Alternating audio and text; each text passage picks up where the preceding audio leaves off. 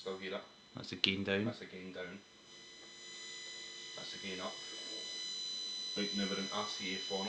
RCA phono. If I switch this to RCA line, we get rid of a buzz but we're still getting a high pitch frequency. What I'm going to do is I'm going to plug this into the back of your speakers. Yep.